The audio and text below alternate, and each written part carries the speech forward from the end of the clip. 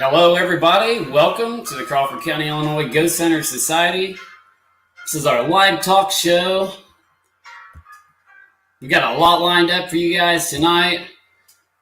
This is live talk show episode number 5, guys. So we're here again tonight on a Sunday night. It's a really nice day out here. I don't know about where you guys are all from, but got a pretty good evening going on here this evening. So got a lot for the show tonight. We're going to be talking about some of the places we're going to be investigating here in the upcoming week. And we've also got a special live guest on here tonight. Special guest, surprise guest. We're going to be bringing him in here later on. So definitely stay tuned for hour 2 for a surprise guest. And it's going to be a fun night tonight, guys. So stay in there, and we're going to be talking about our investigations. And definitely give us your feedback. Let us know, how our audio is going, our video quality, so we know how that's looking on the live feed. We haven't had any storms tonight, luckily. The last few shows I believe we've had several storms roll through and knock out our internet. So I'm hoping we've got a little better connection tonight, a little better video out there for you guys. So definitely trying to check it out to see what it looks like. Looks like the video quality is definitely better than last week. If you guys give me a thumbs up, if you guys can see and hear me all right out there. Like I said, last week we had a lot of internet problems, but again, this is episode number 5 of our live talk show. We're going to be talking about a lot of stuff on this show. We're going to be talking about, a lot of our investigations. We're going to be talking about paranormal equipment. We're going to be having guests. So, it's going to be a fun time. You can visit our website at CrawfordCountyGhostHunters.org. Somebody saying my face is blurry on the video. You can check our email out if you guys want to email us and send us an email. Definitely do that. We will check out any locations that you believe to be haunted. If you have any type of paranormal activity occurring there, check out our email at illinoishauntings@gmail.com. You can visit our Facebook if you're not already on there at CrawfordCountyGhostHunters.com. But if you're watching this, you are probably on Facebook. But we are also broadcasting to YouTube. YouTube.com/Crawford County Ghost Hunters is our YouTube channel. We do dual stream this live broadcast, our show, to YouTube. It's the only thing we dual stream to YouTube. We do put up educational videos on there once in a while, but definitely check the YouTube page out and subscribe if you have not. Looking at messages here. Robbie said picture's blurry, but sounds okay. So, we'll have to work that out. I have no idea what's up with that. But you can check out our Instagram also at Instagram. Crawford County Ghost Hunters. Got that going on. So we're trying to get a lot of people following us on Instagram too. We got a different crowd on Instagram than what we have here on Facebook. But we're going to be talking about some of our upcoming investigations tonight. And before I forget about it, the music tonight was by the Midnight Syndicate. So I want to just kind of give them a little plug there on the bottom, scrolling across there, midnightsyndicate.com. They let us use their music, and you can check out their stuff on midnightsyndicate.com. They're also on Spotify, YouTube. They got some cool paranormal related music. But anyway, we're going to get into what we're doing next week. So we've got some trips planned out here. The Crawford County, Illinois Ghost Hunter Society and the Ghost Research Society are teaming up for some investigations next week. We're leaving on the 4th, and the night of the 4th, we're going to investigate some battlefields in Tennessee. So we're kind of leaving and checking out some other places. That's going to be a really cool investigation. Dale Kazmarek from the Ghost Research Society is going with me. I believe Courtney from our team's going. And several of Dale's team members from the Ghost Research Society, they're going to meet up with us there in Tennessee.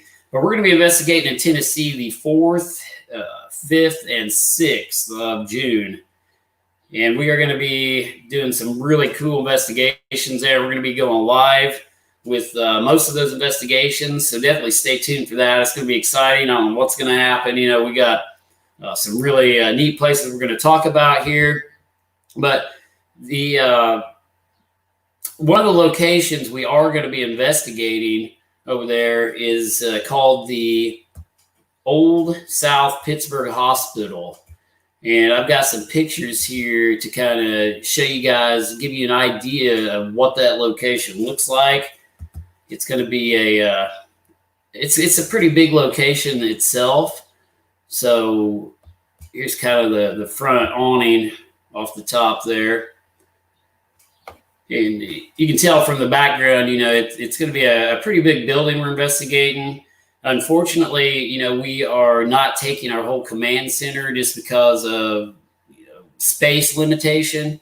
So we're not going to pull the trailer and take our whole command center and set up our video cameras and everything. Also, due to time that we have in there. But that investigation is going to be on June the 5th, 2020, at the South Pittsburgh Hospital. And it's going to be pretty good. You know, we're going to take in a lot of handheld equipment into this location. Try to investigate, do some EVP investigations, you know, ITC investigations, see if we can get any communication in there. But we've got this place from like 6 p.m. to 4 a.m. So, you know, we've got quite a bit of time in there that we're going to be in this facility. And that is the old South Pittsburgh Hospital there in Tennessee. So we're gonna be roaming the hallways of this place. There's been a lot of reports of paranormal activity in this location. Here's kind of another outside shot of the building where we're going to be going. And I believe this is an overview, if I'm not mistaken, of the place where we're going. That's the hospital from an aerial view. So you guys can kind of see what it looks like there. It's a pretty big building, as you can see. So we're probably going to go, you know, floor by floor and investigate this location. And, you know, we'll probably go to each floor, do, you know, an EMF sweep of the location, try to see if we can pick up any type of unusual electromagnetic fields inside there to see if there's actually any legitimate paranormal activity going on in there. There's been a lot of reports, a lot of teams over the years. I believe Destination Fear has been there, Ghost Adventures. I think, you know, there's been a lot of different teams investigate this facility in this old hospital. But I'm going to try to throw some more pics up there so you guys can look at them here. Here's the front door, front entrance of the hospital. And I'm excited. I mean, from what I understand, I think Dale's investigated it before. I have not investigated it. We are going to, just go in with an open mind, see what we can find. And if there's anything paranormal in there, we're definitely going to let you know. And if there's not anything paranormal in there, we will let you know. Because, like I say, we do like to debunk things and debunk places that, you know, might have paranormal activity or claim to have paranormal activity. And a lot of these locations are just kind of hyped up, you know, places. But it being an old hospital, sure, there's been a lot of deaths there. And that's what, you know, we like to hear as far as the paranormal side goes, you know, is investigating all those places where large numbers and large amounts of deaths have taken place. So, you know, that definitely increases the probability and the chance for that place to be haunted. And most of the stuff, I believe there's beds still in there. Like I said, I've never been to the location yet. Just popping up pictures I found. So here's a cool one of a wheelchair. I mean, if that's not creepy, I don't know what is. So hopefully, there's there's this wheelchair in there. Maybe we can get some residual type activity, or that could be a trigger object if the stuff's still in the hospital from back in the day. Those objects all seem to sometimes they increase activity when you have original objects or items in a location that you're investigating. So that way that you can try to investigate a place and see if it triggers any unusual phenomena. We investigated the old Kibbe General Store one time and tried to recreate the shooting that took place in there, or the suicide by triggering a gunshot in there, and we got some residual and possibly intelligent response when we do things like this. So, with the hospital having a lot of the items still in it, we may be able to use some of that to, kind of increase the activity if there is any there. We're going to try to debunk anything we can. Here's another picture of the hospital. It's kind of a artistic view of it, but it's going to be a pretty neat investigation. And again, that's going to be on the June the 5th, and we've got that place for a while. That's going to be our second night in Tennessee. And the cool thing is, guys, like when we get back from this investigation or our investigations in Tennessee, it's going to be a Sunday night when we're coming back. So we're going to be able to talk about everything we experienced on our Sunday night talk show like we're doing tonight, kind of give you an introduction to what we're doing on this show. And then our next Sunday, we're going to be able to tell you, what we've seen, what we heard, if we heard or seen anything. Hopefully we'll have pictures, to show you guys, maybe some EVP to play if we do pick up any type of electronic voice phenomena at the old South Pittsburgh Hospital, or the other location, which I'm going to tell you about here. The battlefields we're going to the first night on the 4th. I don't really have any pictures of that to show you, but we are going to the battlefields also. But the other location I'm going to talk about that we're going to be investigating while we're in Tennessee, and I'm extremely, extremely excited about this, if you can't tell, is let me get it up here. Got to change my pictures. On the night of 7, that's a 6, we're going to be here. Got to get my nights straight here. I'm going too many places. Is the Brushy Mountain State Penitentiary.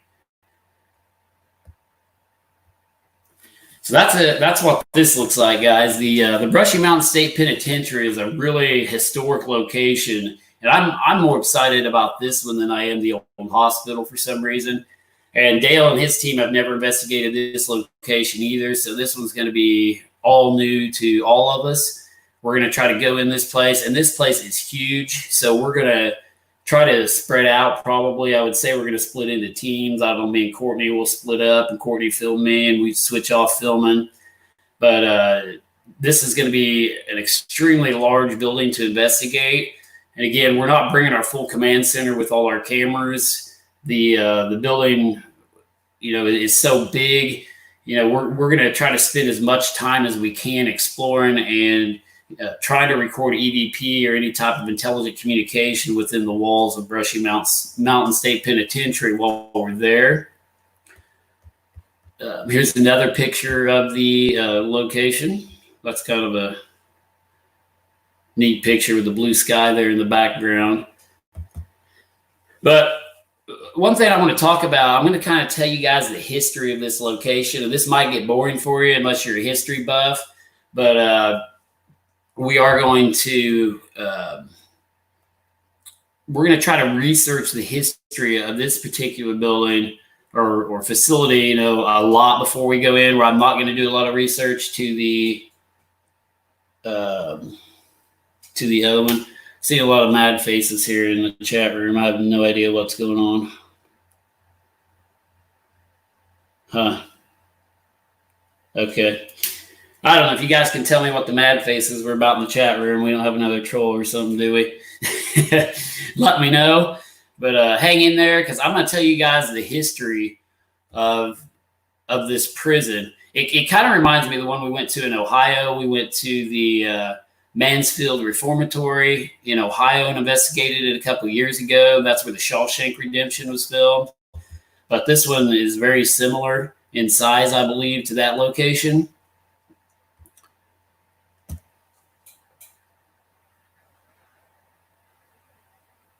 I have no idea what's going on in our chat room right now, but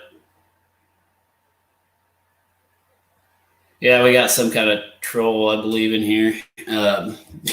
Sorry, guys. Let me look through the. I'm reading the chats here.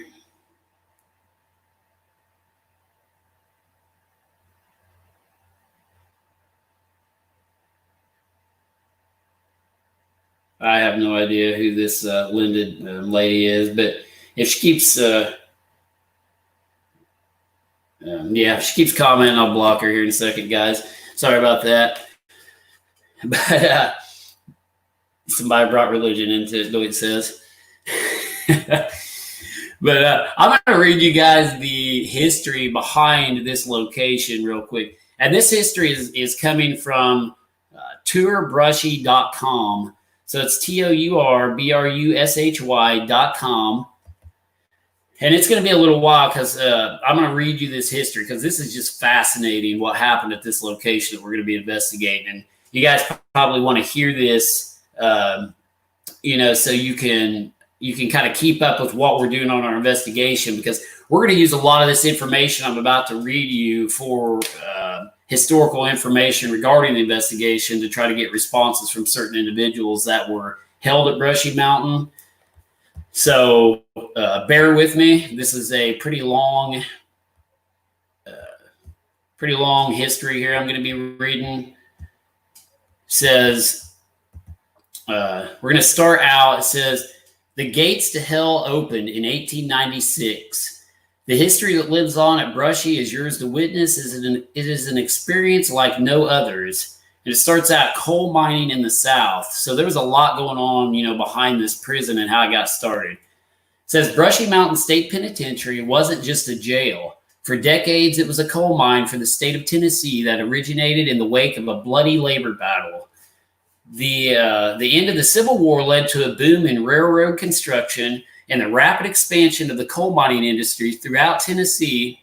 Because many of the state's coal veins were located in remote areas, most mining companies provided housing by collecting rent from miners' wages.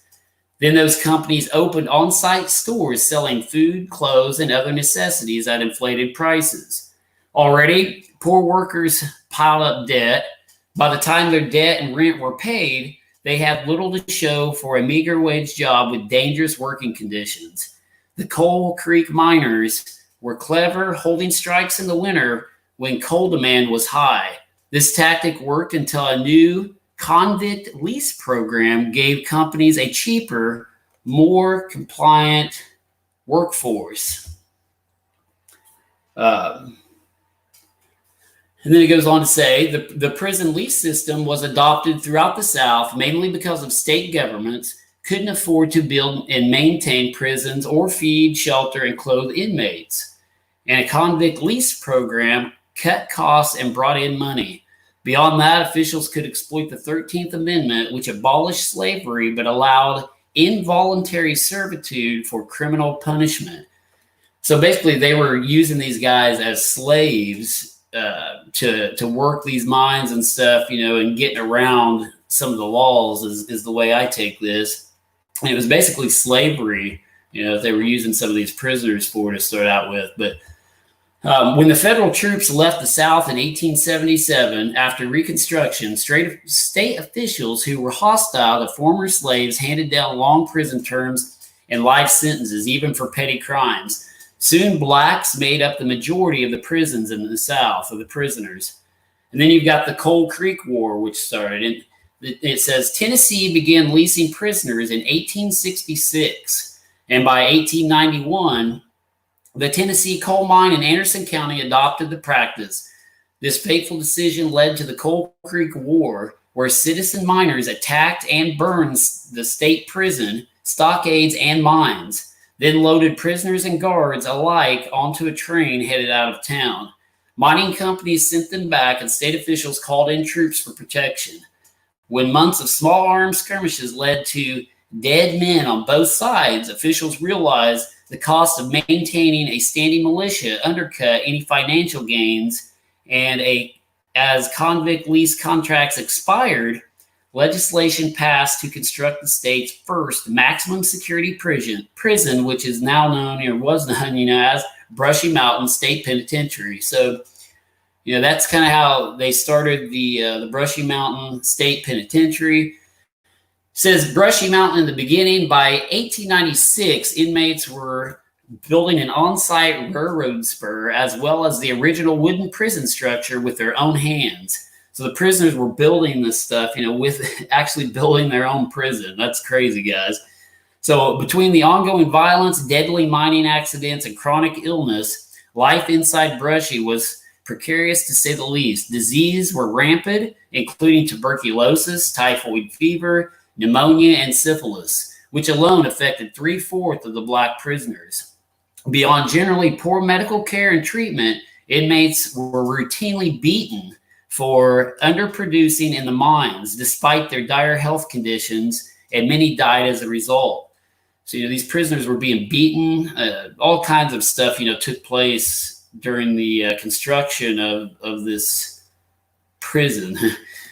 And in the mines, nearby, there was a lot of death. I mean, that's why I'm really excited about this investigation. I mean, not that it has a bad and tragic history, but I mean, that can definitely produce a haunting. I mean, some of this is stuff not to be proud of, but going back to the history here, it says, there was never a death row at Brushy, but there was plenty of death, I promise you. While America was roaring through the 20s, convicts at Brushy spent their days in the dark of mines, urged to dig faster with lashes from thick leather straps. Their nights were not any better, with men stacked into the original wooden buildings that were falling apart and just waiting to catch fire. In 1931, Brushy held nearly 1,000 inmates, far more than it was ever meant to. In 1931, Brushy housed 976 men, roughly 300 more than its capacity. Overcrowding was so prevalent and persistent, it drew comparison to conditions inside the infamous Siberian prisons of the Soviet Union. The state's answer was simple. Plans were drawn for a new structure to be made of reinforced concrete, and they made convicts break sandstone out of the nearby quarry to build the new prison. Constructed in the shape of a Greek cross, it stood 4 stories high, boasted battlements atop, and by 1934 was surrounded by an 18-foot stone wall. For a moment, things got better. The new prison was safer, more sanitary, and built in the shape of a cross, offering inmates a narrow path to redemption.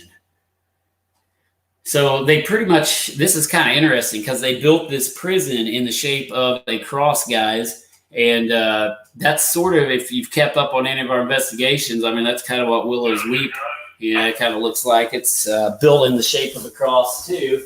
And it supposedly has a lot of paranormal activity taking place at it. But this place is built in the shape of a Greek cross. So that's very interesting to know. But we're going into the modern era now. It says mining remained the sole mission of the prison until the 1960s. And in 1969, Brushy was reclassified as primarily maximum security when 100 beds were added to house lesser offenders outside the walls. Many of the new minimum security inmates were entrusted with jobs serving the outside community, such as participating in Petro's voluntary fire department, which operated 24/7 between 1971 and 1994. By the middle of the century, Brushy's reputation as the last stop for the worst criminals had become legend. If you wore out your welcome at another prison or committed some unspeakable crimes, you ended up at Brushy. And let me tell you, that was never a good thing. In 1957, after finally shutting down the hole they dug, they built a D block to keep the nastiest inmates isolated from the rest. It just happens that D block was built on the site of the old death house. So there's what they call the death house, where the bodies of the dead inmates were kept until they were given back to their families or buried at the Paupers Cemetery up on the hill there. So I don't know if we'll have access to that cemetery or not. Some of this history I'm reading for the first time too, guys, but if we have access to the cemetery, that's going to be really cool to see if we can get up there and check out the cemetery if it's still there. But In 1969, Brushy was reclassified as a maximum security prison, the end of the line. It was pretty much nicknamed the end of the line. But convicts continued to work and die in the mines for decades. It was Luke Russell, a reform-minded warden and former football coach at nearby Carson Newman College, who finally stopped the mining at Brushy Mountain. Of course, the mines were also losing money, so it was a good warden or a good businessman that put an end to it. That's Brushy for you. This was the most infamous era of Brushy's history, a time when the assassination, James Earl Ray, James Earl Ray, now this gets interesting, was transported here, tried to escape, failed, got stabbed. In 1972, the guards went on strike, demanding security improvements, and Brushy was shut down for 4 years. So there's some interesting people that have been held here, and we're going to talk about that here in a minute, guys. So they improved some things and reopened Brushy in 1976, but friends, let me tell you, it was still Brushy. Tensions between black inmates and white inmates threatened to overwhelm a system that just didn't seem capable of containing the evil of this place. In 1982, the powder keg ignited. 7 white inmates held guards hostage at knife point. They took the guards' guns, found 4 of their black rivals in their locked cells, and opened fire. They killed 2. The other 2 managed to survive by hiding in the corner behind their mattresses. So there's a huge event that happened at the prison that, we could try to, see if we can get anything to spark from that. In 1982, 7 white inmates held guards hostage and they killed 2. The other 2 managed to survive. That's a pretty interesting event that took place. It says people said things couldn't get any worse, and maybe finally they were right. But some of the infamous inmates that were held there were actually, and I'll get a picture up for you guys to see of some of this stuff here real quick. But James Earl Ray was actually taken to the Brushy Mountain State Penitentiary and held there and tried to escape several times. So this is a really cool story, in our history of an individual that was held there. I'm going to get back to the history of that. So it says James Earl Ray wasn't the meanest one to ever walk down these halls and sleep behind these walls, not by a long shot, but it's his name that echoes across Brushy's long history. Even before he confessed to the assassination of Dr. Martin Luther King Jr. in 1969, Ray's life seemed to bend the wrong way. When he was a kid, his daddy passed bad checks and had the family assume false names to avoid the law. Ray joined the Army at the close of World War II and served in Germany, but was discharged for impotence and lack of adaptability. He was always a thief, a fraud, and a criminal, and managed to escape a sentence for armed robbery, sneaking out of the Missouri State Penitentiary in a bakery truck. Ray arrived at Brushy in March of 1970, and he wasn't there a minute before his certifiable lack of adaptability and urge to escape was made apparent.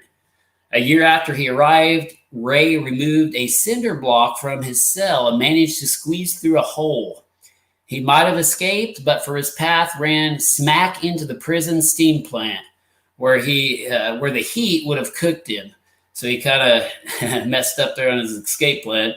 A year after that, a guard caught Ray crawling with a makeshift saw, apparently hoping to cut his way out of another air vent.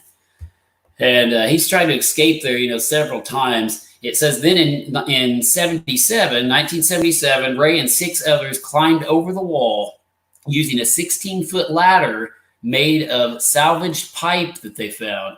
The FBI and U.S. Marshals swarmed into Morgan County, but little more than 2 days later, local trackers and hound dogs found him exhausted and buried under leaves trying to mask his scent.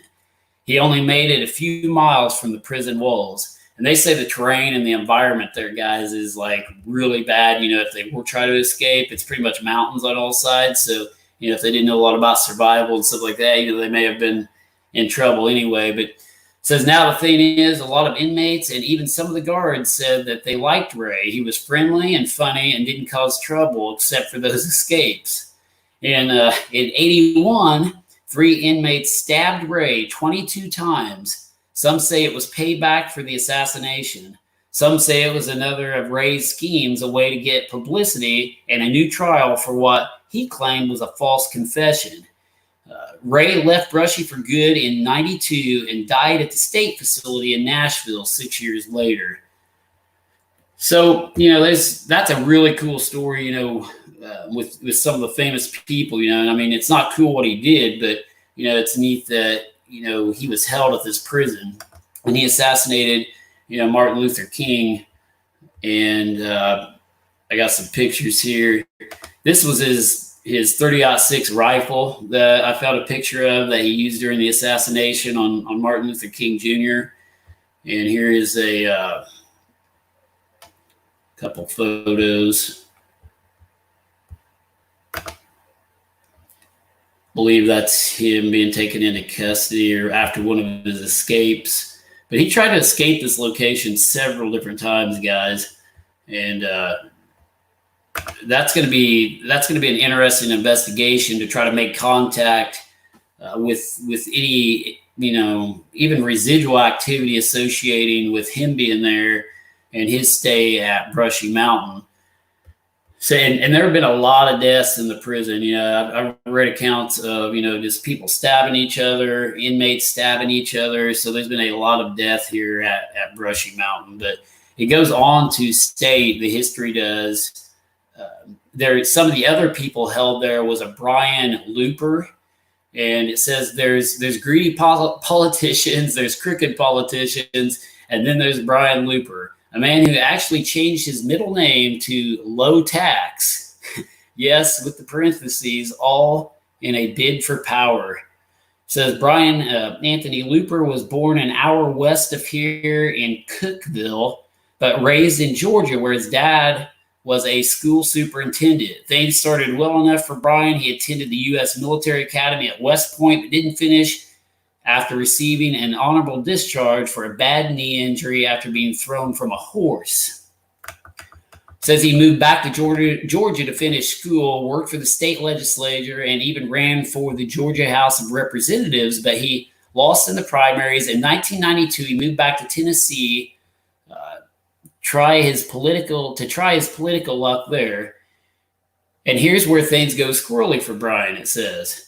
After losing an election to serve in the Tennessee House, he changed his name to Brian Low-Tax Looper, promising to expose corruption, to be fair, and we've heard all that before, it says. Again, I'm reading this history, guys, to you from some of the inmates that were held at Brushy Mountain State Penitentiary, the location we're going to be investigating.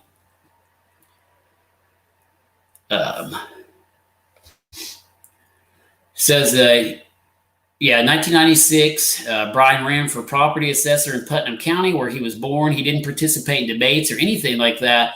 He just ran negative campaign ads. He won the election. Says now, what started as merely strange was about to turn very dark, friends. So we're getting ready to figure out what this guy did that was held there. And I don't know myself, so I'm reading all this history as I tell you guys. I'm kind of excited to hear what's going on here. But it says a week after taking office, Brian called a press conference to announce he discovered $100 million worth of property taxes that hadn't been paid. But before the reverberations from the headline had reached the furthest corners of Putnam County, from Hanging Limb to Muddy Pond, the county commission to which Brian reported responded that $100 million was the normal backlog for the property taxes at this time of year. They also suggested that Brian should just do his job and stop holding press conferences. After further checking, Brian held a press conference to announce they were right. He then left town and went to Puerto Rico. While using his office to punish or bribe his enemies, Looper managed to win a primary to face extremely long odds against Tommy Burks, a popular incumbent state senator. In October of 1998, with the TBI breathing down his neck over corruption charges and seeing no chance to win a fair election, Looper drove to Burks' farm and shot his opponent in the head. Oh, wow. That does get interesting. So he basically shot his opponent in the head in October of 98. Looper was arrested, convicted, and arrived at Brushy. His first night there, Lotax refused to scrub pans in the kitchen. That earned him an extra month of scrubbing. They moved him to the Morgan County Correctional Complex after Brushy closed, and he died there in 2013. Officially, the cause of death was a problem with his heart. He was 48 years old. So basically, a politician gone crooked, that killed a man was held at Brushy Creek. So that's pretty cool. I mean, there's a lot of history here, guys. And if you want to look this up, we are on tourbrushy.com is where I'm finding this history at. But Brushy Mountain State Penitentiary is what we're talking about still. But the next guy I want to talk about that was held at Brushy, and then I promise I'm going to quit boring you with all this history, and we're going to get into tonight's surprise guest. But we got a little more cool history here. Was a guy named Paul Dennis Reed, and it said Brushy saw its share of evil men in the 113 years it operated, and Paul Dennis Reed was as evil as any of them. It says Reed. Let me scroll up here. Reed was 20 years old when he was convicted of armed robbery and was sentenced to 20 years in Texas. After serving 7 years, Reed was paroled, and he set his sight on Nashville with dreams of becoming a country music star. Can't read tonight. He ended up washing dishes at Shoney's, where he was fired for throwing a plate at another employee. So he's getting violent here, guys. I don't know what he did, but we're going to find out. The day after losing his job, this was February of 97, Reed went to a Captain D's that was down the road from his old job. He forced a 16-year-old employee and her 25-year-old manager into the cooler. So he forced these two into the cooler. He shot them to death and stole money from the register. The next month, he killed 3 more at a McDonald's 3 miles south of the Captain D's. So he's killing people now, and he was held there. It says a month after that, he drove an hour up the road from Nashville to Clarksville, where he kidnapped and cut the throat of a 21-year-old and a 16-year-old at Baskin Robbins. Dunbar Cave, a popular state park. Oh, that's interesting. We need to check this cave out. Again, I find some of this stuff, but I don't know what's going on. My computer is locked up here, but yeah, he killed these individuals and basically took them to this cave and dumped their bodies in there, and he was held at Brushy. They basically called him the fast food killer. They always slap names on him, it says, and they called him the fast food killer because all of his stuff took place around McDonald's, Captain D's, Baskin Robbins. But he was convicted of all 7 murders and given 7 death sentences, the most overhanded down in a single case in Tennessee. He ended up at Brushy, moved to Morgan County Correctional Complex when Brushy closed, and died in 2013 from pneumonia. Now, a lot of these people that we're talking about here, all these criminals, these horrible people that were there, they seem to have been there, for a little while and then left and died at a different location. So I don't know if there'll be any residual activity from that or not, but it could be. Well, yeah, you guys still seeing and hearing me okay out there? I'm getting ready to go into another story here. Couple more, and then we're going to quit talking about this. But just so you guys kind of know a little bit of the history about this location we're going, or kind of up to date on it, give me a thumbs up, guys, if you can still see and hear me, because I don't know what's going on with the Facebook Live, but I can't see any of your comments right now. But the salvation of a humble few, it says, make no mistakes. Friend, Brushy has a darkness about it. You'll recognize that as soon as you step inside and breathe this air. But you need to know that it wasn't all darkness. It says back in 82, where the old segregated bathhouse once stood, they built the Brushy Chapel. They say more than 1,000 inmates, and I think I got a picture of this I'm going to throw up there. for you guys. So we're talking about the chapel they built on site at the Brushy Mountain State Penitentiary. There we go. I believe that is the chapel, and it's got a cross on it anyway. I mean, I can't be positive. Never been there. There's another maybe picture of it, but yeah, I'm assuming this is the chapel on the site. But it's talking a little bit about it now. It says in '82 they built the chapel. It says they say more than 1,000 inmates were baptized. It says sure, some of it was that jailhouse religion, act right and get out early, but some of it was real. So some of them were doing it, just to be doing it, and some of them were actually, changing their way or changing their life, I guess. It says in 1989 they built the high security annex, a modern building with solid doors, electric locks, and fire prevention systems, the kind of place you'd expect. D Block became a minimum security section, so maybe that was a kind of redemption too. Brushy didn't suddenly seem, hold on, I lost my place. Brushy didn't suddenly become a nice place to spend time in the 80s and 90s, far from it. But there was hope there too. Good people doing good work and bad people trying to be good. So, they did build the chapel to try to, convert and help some people out there. I don't know if that helps, but, guess they brought religion into it. But this is a cool story I read too, guys. Now, this next story I'm going to tell you guys, I thought this was really weird and interesting. It's about a deer named Geronimo that was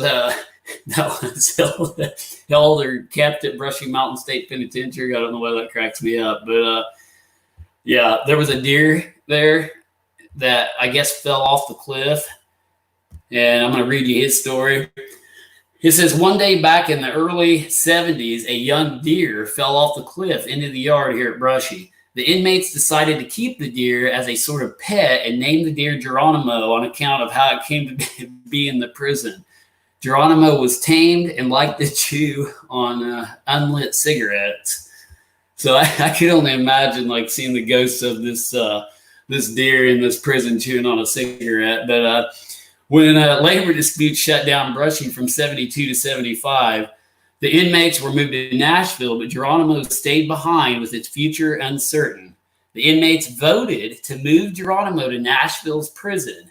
The state paid to move the deer to Nashville with its friends, but Geronimo had trouble adjusting to life away from Brushy Mountain. So I guess Geronimo the deer missed Brushy Mountain.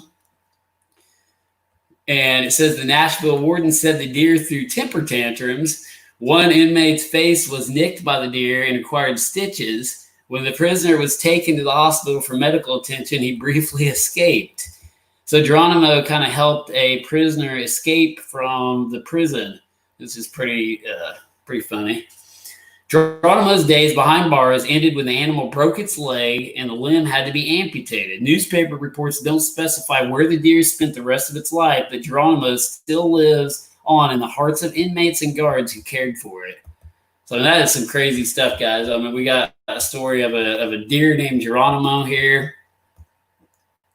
That's pretty messed up. But to end the history, it says a new beginning for Brushy Mountain State Penitentiary. It says, now there are a few ways to think about this prison a decade after it closed. On the one hand, you can thank a couple of sharp interpreters from Chattanooga for seeing an opportunity to bring good business and good jobs back to this amazing place. Brushy Mountain groups came together in 2013, and they've been working here ever since. But they couldn't have done it without the help of Morgan County, its leaders and citizens, all of them determined to honor the past and build a future big enough to share. The tours, the distillery, the concerts. I guess they have concerts here, guys. The good times you're having here, let me tell you, it wasn't easy. But it came to be in the best way from good people working together. Brushy's, it says Brushy ate Tennessee's sins for 113 years. It bore witness to terrible sadness and awful violence. It provided hard lessons and good jobs, More than anything, it created a legend and legacy that will echo across this country and its history. So that ends the history, thank goodness, of Brushy Mountain State Penitentiary there that we're going to be investigating. So, I mean, there was a lot of stuff, a lot of cool history that's taken place there, a lot of people that were, held at this facility. Here's a picture of, I believe, the gymnasium or some type of location in there that, we should have access to this whole place, guys. So we're going to investigate. We're going to try to get all types of residual responses, intelligent responses through doing electronic voice phenomena investigations in this building or prison. Maybe, we may see or hear things. We're going to be recording. But people have reported all types of shadow figures, and there's been a lot of death, associated with the prison. So, there could be several different things we encounter, whether it be a residual and intelligent activity inside there. And again, guys, I don't know what is going on tonight with my live feed and monitoring the comments, but I can't see anything. So I don't even know if I'm talking to anybody right now. So I may just be reading this history to myself. But for some odd reason, I can't bring up the comments and see what you guys are saying. So I apologize for that. But we do have a special guest coming in here tonight that I'm going to announce here in a second. If he's still there with me, he may be asleep after I read all that history. But I just kind of want to give you guys an idea of the historical aspect of this location that we're going to be investigating, along with the old South Pittsburgh Hospital. So, and if you guys can see and hear me out there, I think I just got my feedback up a little maybe. Give me a thumbs up again. Let me know you can see and hear me before I bring in our special guest for tonight for hour 2 of our live paranormal talk show here on the Crawford County Ghost Hunters. All right, looks like I got some thumbs up there. I'm glad because I didn't know if I was sitting there talking to myself or not. Sometimes I do that. I'll start reading the history and forget I'm on a show here, and it's probably boring to you guys. But just the stuff we're going to try to encounter, try to research is going to be pretty cool. We're going to do a lot more research into that location before we go into it, and the old South Pittsburgh Hospital, if I can talk tonight. But the next guy I got coming on here, I've known this guy for a long time. We've been on a couple talk shows together, a couple radio talk shows back in the day, and I'm getting ready to introduce him into our live feed so I can interview my surprise guest for tonight. And tonight's guest is going to be Jack Oliver, and I am bringing him into the live stream right now. Like I say, me and Jack go way back on talk shows, on mostly audio talk shows. These new video audio talk shows are kind of a new thing people are doing now, so bear with me. I'm still learning how to do it. But I've got Jack Oliver with me here tonight. How you doing, Jack? Oh, doing wonderful, man. Thanks for letting me come on your show, man. Appreciate that. No problem at all. I appreciate you coming on. Kind of a short notice too, and have a surprise guest here tonight. I'm going to talk with Jack, and let me get this straight, Jack. You are the president and founder of the Southern Indiana Ghost Hunters Network? That is correct, yes. Okay. So he kind of has his own team out there and founded the Southern Indiana Ghost Hunters Network. Yeah, he's really knowledgeable guys on ghosts and spirits. We've been on, like I say, we've been host and co-host on a lot of shows in the past. And you can visit his page at, I'll throw that up there real quick for you. It's indianaspooks.blogspot.com. Kind of got it thrown up there on the bottom there, if you can read that. But definitely check that out, guys. It's the Southern Indiana Ghost Hunters Network, indianaspooks.blogspot.com. That's Jack's page that you can check out. And I'll keep that across the bottom for a minute so everybody can see that. So what have you been up to, Jack? Hunkering down, waiting for our band to lift so I can go out and do stuff again. Get out there in the field and go ghost hunting. For sure, yeah. Like everybody else is doing. I know. Yeah, it's kind of been hard on everyone. We've been trying to do investigations in remote locations with our quarantine series, just going out to the outside places we can. But I'm excited to start getting back into our major investigations like we're doing next week with the prison and the hospitals. And we got a whole lineup of houses to investigate. That's going to be pretty cool. But just starting out, Jack, what got you? I always ask everybody this. What got you interested in paranormal research, paranormal investigations, and eventually, how did you decide to start your own team? Had some stuff happen when my father passed away. Mm-hmm. My dad had a collection of buck knives, old original buck knives, and he used to put them in a place that I could never find or figure out where they were. So after he'd passed, we were cleaning out his apartment, and I couldn't find them. And I knew that he had little hidey holes around there where he would stuff stuff at. Yeah. He would do that with money too. Oh, wow. We were in there trying to figure out where the heck they were at because he wanted me to have them. So, and I'm in the living room, and from out of the kitchen, my dad's voice comes and says, "Bottom of the cabinet, open it up." And loud as day, it was my father's. Wow. My sister looked at me. Her eyes got about as round as $2 silver. And I looked at her and I said, "Did you hear Dad?" And she goes, "Yes." And she left. So I went over where the voice told me to go, and down in the bottom of it, it's a pine box at the bottom. But I looked down in there and there's a little hole, and I flipped it up. It's a false bottom, and there was the hole, all the buck knives. Huh. That's crazy. I was like, what happened here? My Right. father's already in the grave. Okay, he's already buried. Yeah. And we heard it. You could have convinced me it was a living person because it sounded just like my father in the other room. The sound of his voice, the loudness of his voice, Right. everything. My sister don't talk about it much any at all anymore. Every time I bring it up, she tries to change the subject. But for both of you to hear that, she heard it too, correct? Yeah, we both looked at each other. I'm like, "Did you hear it?" She's like, "Yep." That is crazy. Yeah, that's pretty cool. I mean, I love hearing how people get started. What event triggered some of these investigators, like you, to actually start doing this. Like me. And it's just cool to hear everybody's story and how they got started in the field of paranormal research. And a lot of it are similar stories of what you're telling me. Maybe they had an event with like a loved one coming back, and making contact like that.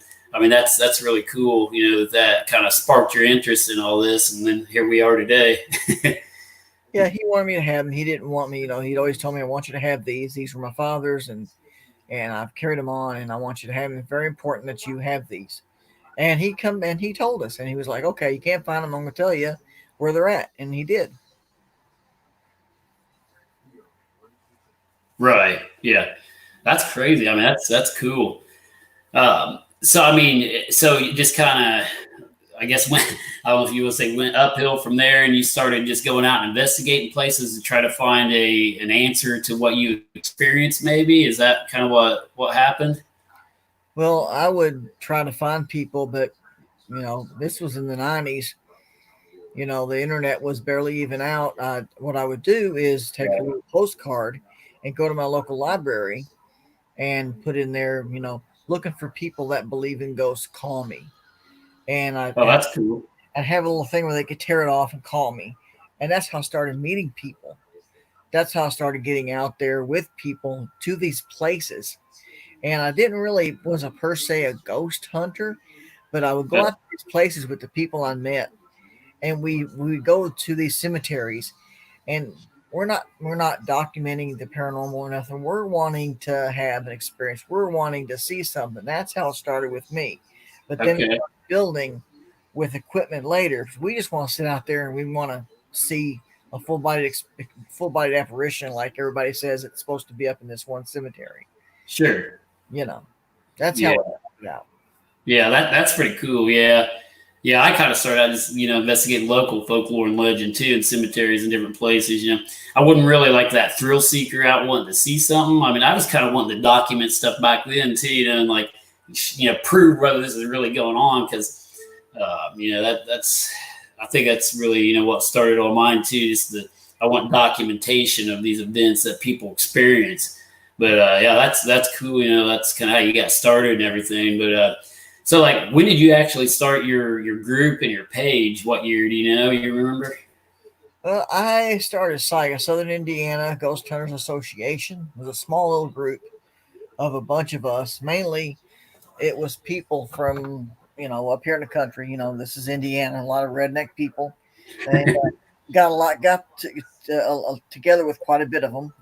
Back then, the digital camera was still in its infancy, and they were very expensive. So what all these the people I had that I go with would have these Polaroid one steps, man. If you remember that, Oh, oh yeah. and and it comes out and you shake it and you wait a few minutes and you look. And this one lady we met had like family picture books, these big volumes of picture books filled with stuff that's ghosts in them, Uh, and a lot of them are very compelling, interesting pictures. That's how we started out. That's yeah. a lot of people would take their one steps and they would get all these ghost photographs. And I don't know if any of them were doctored, but some of the ones I've seen are very, very striking and very, very intimidating. To you think that whatever they caught was possibly a ghost. Sure. Yeah. Yeah, that's pretty interesting. But yeah, how many, like, you guys do a lot of investigations? Do you focus more on cemetery investigations, house investigations, or variety? I mean, what's your kind of cup of tea there? Property, abandoned houses, cemeteries. We uh, my old friend Bobby, who had a old Ford F-150 back in the day. We try to get on some of these places, and then we go up here and look at this abandoned house, and then here comes somebody down with a shotgun. You're on my private property. You need to get off now. And we got off the property.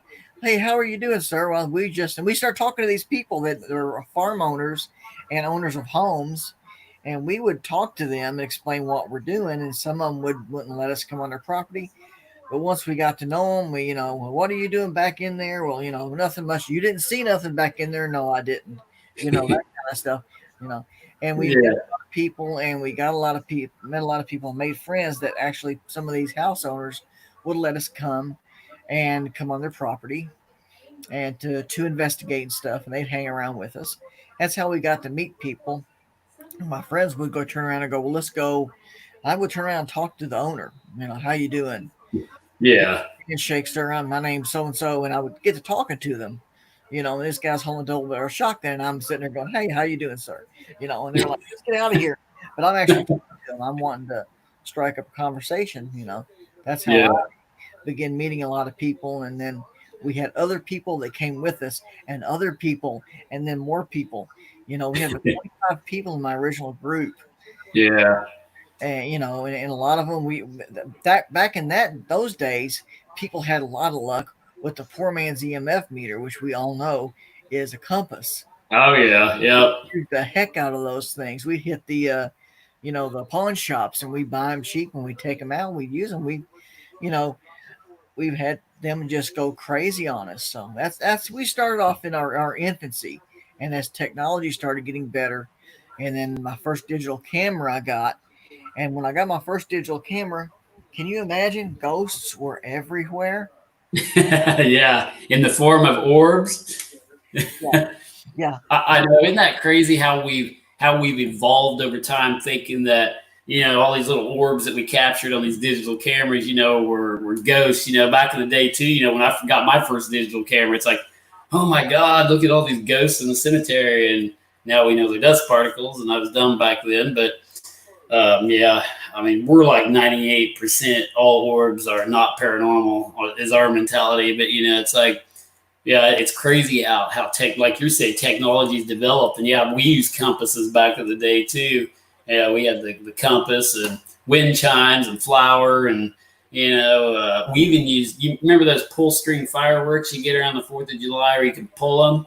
We would tie those onto doors, so we'd hear if they popped, if a ghost or spirit opened a door, it would pop that, and we'd have it on a recorder, that it popped that firework, like pull string fireworks. We tie those onto the door handles, and we'd use, you have to improvise back in the day because we didn't have all these ghost hunter stores like they have nowadays, where you can just go online and buy this fancy equipment like we have the luxury of doing today.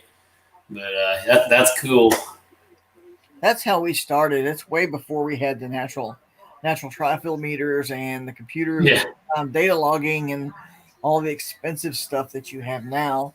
And Yeah. basically, we started actually going into people's houses that had stuff going on, get a pad of paper, and then sit down with the house owner and write down everything that they were experiencing first. Right. All of that on a pad of paper. Back then, we didn't have it where it had a clause where you say, "Are you on any medication that could cause we back then we didn't even think about that. That did come Yeah. in. That's one of my first questions now. Yeah, I think that's on everybody's dossier when they go out there and they first go to talk Yeah. to homeowners. Yeah. Are you on any type of drugs, legal or illegal? But yeah, that's how I started off. And then Yeah. I read an article about the West Point, Kentucky ghost walks Hmm. by a group called SITE, Southern Scientific Investigative Ghost Hunting Team. Now that was ran by Kay Owen. Now that group was a scientific based group. They had Okay.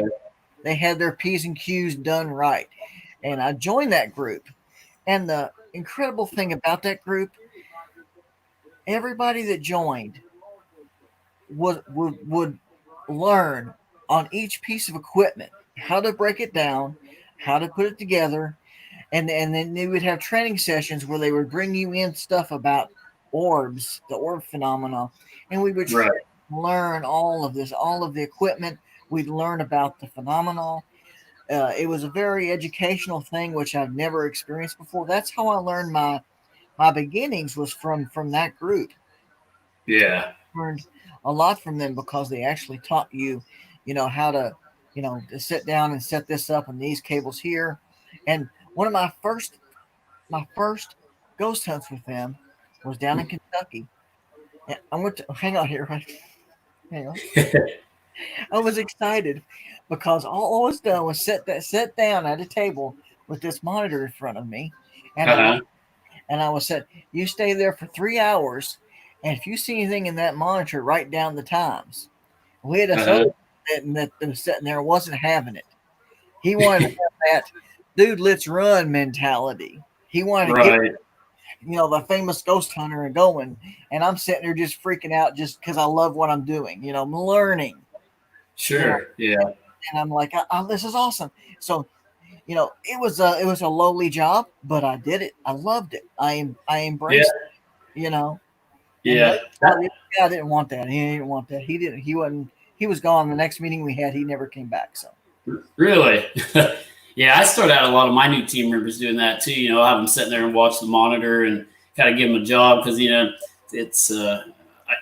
But really, that's a really important job in paranormal investigating, sitting there and watching the monitors. We always have somebody at the command center, and I actually like to do that. I'm kind of weird. I mean, I'll let somebody else take the recorder out and go run around the building. I'll sit there at the monitor and watch the environment, interact with them, and see if anything crazy goes on. And I actually like viewing the monitors, because I like to see if anything happens while, somebody else is investigating. But it's not for everybody. A lot of people don't like that monitor job where you sit there and just look at it for 8 hours straight. But also, if you come back with 8 hours of data that you haven't looked at and you have to go through it, which I get everybody together and pop popcorn. Hey, we're going to have we're going to watch 8 hours of this room. Yeah. And it's boring, but you got to keep your eye on it, because even if you look away, you may miss something that's very important to the team, and for actual documentation. Sure. Yeah. And that's why I like to keep people too watching the monitor, like, the whole investigation. Because there's sometimes, we've caught it happening, and we'll go back, and ours continues to record. So we can actually go back and look at what happened, and it will still record, while we're going back and reviewing the footage. So that's kind of neat. We can go back and see, did that chair actually move? Did that curtain actually move on its own, and go back and review that live on scene so we can check out, see what's happening. But yeah, it's crazy the way technology has advanced since, we started. But yeah, what year did we have that show when we were doing it with Todd? Do you remember what year we done all that stuff? It's been at least 10 years or more, hasn't it? It's been a bit more than that. I'm trying to remember. Has it really? I remember driving up in Robinson, taking a road trip to see him, to be on his show. Yeah. It's been at least 10 years or more. Yeah, maybe 15. I don't know. But yeah, did you ever go out to Bel Air Cemetery or not? Yes, I did. I thought you did. I couldn't remember if you ever got the opportunity to get out there. I don't think I was with you though, was I? No, it was me and Todd, two of my members, that he jumped in the car, and then we drove out there. And one of my friends that came with me, Kevin Blakely, he was getting messed with. Yeah. He was getting his hair played with, and you guys could see his hair being twirled, and he do that, and he kept, so what's wrong? Something's playing with my hair. I said, you tell it stop. He said, no, I really don't want to give it the power to say that there's something there. So we got a picture there. We got a picture out of there. One picture out of 250 I took that night in that cemetery. 250 pictures, one of them. And yeah. it was a mist, huge mist. I get a lot of that in there. Yeah, a lot of weird, like I try to explain and debunk a lot of the mist pictures too, as breath, humidity, fog, all that stuff. But that cemetery, I'm telling you, I've got some strange, back in the day we called ectoplasmic mist photos. Yeah. And a couple of them actually look like full body apparitions coming out of the mist. And that was taken at Bel Air Cemetery. But I like to go when it's, the weather conditions where you can't see your breath, that way it's not your breath getting onto the camera and everything. But that's pretty interesting. You got one there too. I forgot you said that. That's pretty neat. Was it like was it spread out, or was it like it was all the person that was walking back towards me? It's all around them. I mean, it's like it's all around that person. Huh. And that picture's actually on my website right now. If you go is it? Bel Air, that picture is there. But and then we kept hearing stuff falling on the car under that tree there as you come to the gates. And there was no squirrels around. There was stuff dropping on the car. Yeah. And Todd had told me some weird stories about what happened inside that cemetery before we went. Yeah. Oh yeah. The fence has been changed now, but it used to have like more of a metal chain-like fence there, and you would hear stuff hit that fence. And there's a white fence that's been put up now, and sometimes it happens still. You hear something brush up against that fence or hit it. Which is kind of a weird phenomenon there too. But yeah, a lot of weird stuff. We had crazy stuff happen on our haunted tours there too. One year on our haunted tour, I looked out and one of the cars caught on fire. Like we have a train of cars behind us, they just follow us on our haunted tours, and I tell the history and hauntings of each location, let them use our equipment. I was telling the whole historical part and the history about what, has occurred at Bel Air Cemetery. And I look over and literally this car is just woof, catches in flames. Like, I mean, just the fire is going everywhere. Like we go over there. I mean, we're beating it out with floor mats, and we didn't have a fire extinguisher at the time with us, But we actually got the fire out. I don't know how, but we managed to get the fire out, and but it's messed up. Another thing that happened on a haunted tour, a guy had a mag light, like a D cell mag light, like a 2D mag. Yeah. And the batteries heated up so bad in there, it got hot in his hand. He unscrewed it, dumped those batteries on the ground, and the batteries were literally steaming. Like I've never seen anything like it. I mean, it's like, I guess the batteries, mouth, shorted out or something, but it was just weird that it happened to happen in the cemetery. I mean, may have just been a weird coincidence. I don't know. But don't you have like a cemetery down your way that you said was pretty active? Or I thought you were telling me about a cemetery or something in your area that you guys went to a few times and got some stuff. Maybe not. Well, that property I was telling you about, that's totally different. Yeah. There is a cemetery in Austin, Indiana, but you drive in the new section. The new section isn't where it's at. The new section, there's really nothing going on there. You go back to where the old section is.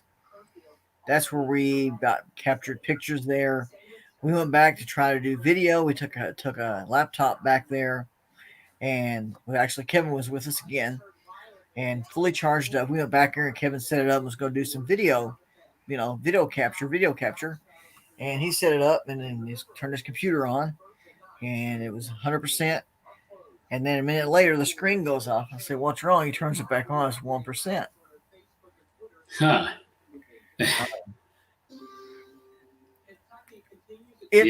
That cemetery, or that old section there, has what I call guardians, if you know what that means.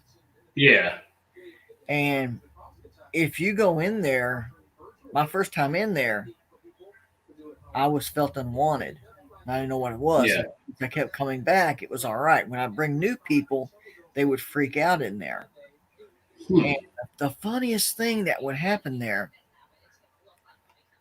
when you'd have the winter and you'd have the leaves all fall, these graves in the old section,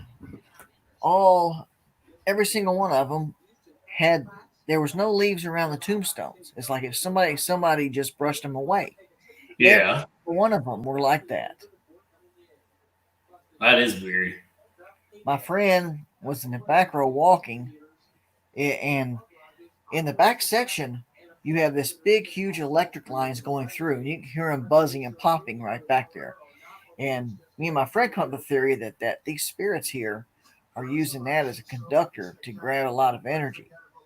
Oh, yeah. We captured light anomalies in there. Another friend of mine got touched on the arm. He said it was little fingers. And I said, "What do you mean little fingers? What are you talking about?" And he goes, "It's like it was a kid come up to take my hand." And he's sitting right to a child section, cemetery part of it. So I'm like, maybe one of them kids. So we like to go back to that one because we end up either getting a lot of interesting pictures, or we getting EVP, and we got an EVP there. Every single time we went there, we get this old man laughing. Oh, that's creepy. I'd call it the old man, and we kept going there, and I would do an EVP, and I say, "Hey, old man, can you laugh for us again?" And he'd do it. We have at least 15 or 20. Oh, wow. Of him. We'd sit there and be recording it until we asked him, "Hey, old man, can you make that laugh for us?" And he would laugh. We tried to figure out who it was, get names. None of that was working. And you said, "Old man, can you laugh for us?" He'd do that only. He wouldn't do nothing else. That's weird. We also captured horses. That's cool. Walking on pavement. Yeah. Not one horse, but like 5, 6. Yeah. And some of these, when the other lady was with us, Lynn was with us, she said, "Well, maybe that, back then, some of these graves, these people were buried. When they came out, they didn't come out in the car. They were drawn by horse and buggy. Sure. Yep. So I'm like, well, that makes sense. But Yeah. we love going back there. We go back there. We talk to them before we come in, and then we go in. And so many places. I've logged over 5,000 investigations since 1992 up to this date. So there's a lot of stuff. There's Oh that yeah. total acreage uh, up in Otisco, Indiana. I was telling you about the guy that owned it. That Yeah. property, buddy, was hopping. Oh yeah. Yeah. So what all did you experience there? Oh my gosh. Uh, the Crybaby Bridge there. Yeah. That used to be owned by a slave owner whom he had relations with some of the black women. And when they give birth, he'd take the babies down there to that creek and drown them. Hmm. We've tried to go to the libraries and pull up information about if this is the truth or not. Right. Find a darn thing, So records today are everything's being digitized. Today, back then, records were on paper, and what happens to paper over time? It disintegrates. So, Sure. but Yeah. we here we love to bring the girls because the girls will freak out when they hear baby crying. They Oh yeah. be on the road there, and and you would hear them. It's a baby crying. You can hear it. It's That's messed up. coming below in the water. And the guy had these two huge farm ponds on the property, and we would go there. We captured the babies crying on EVP. We one time we captured this mist that had that. This was in the fall, so we're sitting out there, and we're sitting there by the creek, and we see this mist come up over the creek, come across the creek, and it's blowing. The wind's blowing this way, and it's Right. against the wind. Oh, And that's weird. I'm like, and it goes across, it comes down, and it creeps up and by us, and then as soon as it gets to us, it disappears. My brother goes, "Is that supposed to do that?" And I said, "No, that's not what it's supposed to do. I mean, it's supposed to blow. Mist should follow the direction of wind pattern. That's whatever it's blowing in." And that totally just said, "I'm not doing it. It's breaking the Right. laws of science." Yeah. Uh, this old I've man, seen I I've mean, seen weird stuff like that too, like mist, like that. Like it's so hard for me not to try to debunk it though. But like, I mean, I've been going back this old cemetery in the woods, and I'll tell you what, this it was like a clear night out, no mist, no fog, nothing, and all of a sudden this mist just crossed the road in front of me, just whoosh, shoots in front of my truck, and just disappears in the woods. Like it wasn't like a thing that slowly went, and like lingered from way over and came across. I mean, it just came out of nowhere and like then just disappeared out of nowhere. I was like, what was that? It's like I don't want to say 100% of it was paranormal, but it was aliens. yeah. I don't know. I don't know what it was. It's like I mean, some of those things. we just had so much stuff that on that property that we would see with our bare eyes, and then we'd be up there chilling out, having a cookout and stuff, and Right. not ghost hunting, and then hear somebody walk down the hill, and you could hear them going through the leaves, and and when you get up and there's nobody there, they say when you're not paying attention, that's when stuff happens. And that's pretty much how it happened. Uh, For sure. the guy had shadow people in his house. We've got pictures of them on the website too. Uh, the two big ponds, I wouldn't call them. I call them more like lakes on his property. That Yeah. property was supposedly all Indian property, and there were supposedly burial mounds there. We never found them where they could have been at. Yeah. Uh, we would hear people talking Hmm. that I couldn't understand. We would Like a language you couldn't understand, or you just couldn't make out what they were saying. language I couldn't understand. And we come That's out. good. Yeah, we come out there on days where he'd let us come there and fish. We go there and we go fishing, and there'd be times we're sitting there looking across the lake. On the other side, there was a pine trees bordering the other side. And we're sitting there, and every now and then look up, and you see shadows walking through the trees. Yeah. Shaped shadows walking through the trees. And my friend said, I think it's just our eyes reflecting off the water. And then he freaked out because he actually looked at it, and then he said it looked at him, and then it turned around and kept walking. And then Oh, wow. I laid both eyes on it, and when I looked at it, it stopped like a freeze frame. It just stopped. Yeah. And it didn't look at me. I stopped and I blinked, and then it moved through the trees. So, that whole property, I'd love to get back on it again. It was just a little bit of gas and take our people up there and whatever you want to drink, snacks or whatever. Sometimes grill out for us, invite us to in their home and everything, and we bring all of our equipment. We'd have a heyday. But that place, I think it was Indian territory. I think that was all Indian land. I guarantee it. Because one thing we did find out there, where some of the property next to it was, they were using the ground to plant corn. And my friend was over there messing around in the field, pulled out a couple arrowheads.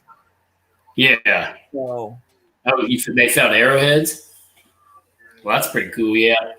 A lot of that stuff, all the Indian burial grounds and stuff, we found some pretty good activity on some of them. Like, actually, some in our area over here, along what we call North Fork here in Crawford County, I found some pretty good activity. And there's a place over on the Indiana side called the Wapasika Indian Mounds, too. I believe how it's pronounced. I may be screwing that all up.